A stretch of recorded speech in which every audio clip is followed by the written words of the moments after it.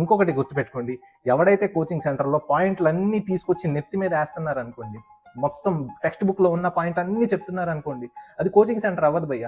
Coaching centre అంటే ఏంటంటే text బుక్లో ఉన్న పాయింట్స్ 10 పేజీల్లో ఉన్న పాయింట్స్లో వెతికి ప్రీవియస్ ఇయర్స్ ఎట్లాంటి క్వశ్చన్స్ ఇస్తున్నారు, ఎట్లాంటి పాయింట్స్ ఇస్తున్నారో తెలుసుకొని దాన్ని కన్సైజ్ చేసి 10 పేజీలని ఒక 2 పేజీల్లోకి కన్సైజ్ చేసి మీకు చెప్పేవాడు కోచింగ్ సెంటర్ అవుతాడు. అర్థమైందా?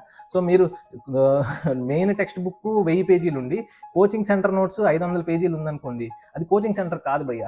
కోచింగ్ సెంటర్ అంటే కన్సైజ్ చేసి ఇంపార్టెంట్ పాయింట్స్ని మీకు అర్థమయ్యేటట్టు ఫ్లో చార్ట్స్ రూపంలో చెప్పేవాడే ప్రాపర్ కోచింగ్ సెంటర్. కాబట్టి మీరు కోచింగ్ సెంటర్లో జాయిన్ అయ్యేటప్పుడు ఎక్కువ పేజీలు నోట్స్ చెప్పేవాడు బెస్ట్ కోచింగ్ సెంటర్, తక్కువ పేజీలు చెప్పేవాడు వేస్ట్ కోచింగ్ సెంటర్. ఒరేవాడు అసలు ఏం తక్కువ చెప్పాడు అనుకోమాకండి, ఓకేనా? కోచింగ్ సెంటర్ అనేది దానికి కొన్ని క్యారెక్టరిస్టిక్ ఫీచర్స్ ఉంటాయి అనమాట. సో కాబట్టి ఎక్కువ పేజీలు కాదు, చెప్పిన దాంట్లో కంటెంట్ ఎంత ఉంది. ఇప్పుడు మీరు 500 పేజీలు చదివి దాంట్లో నుంచి 100లో 90 MCQs వచ్చాయి. అయితే నువ్వు 200 పేజీలు చదివి ఆ 100లో 80 MCQs వచ్చినాయి అనుకోండి, నా దృష్టిలో 200 పేజీలు చదివి 100లో 80 MCQs స్ట్రైక్ రేట్ ఉన్న కోచింగ్ సెంటర్ బెస్ట్. అంటే నీకు 90 MCQs 500 పేజీలు చదివితే ఆ 10 MCQs ఎక్స్ట్రా వచ్చాయి 300 పేజీలు చదివితే.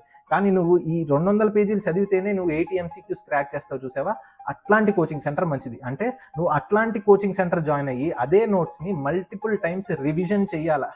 4th పాయింట్ రివిజన్ భయ్య.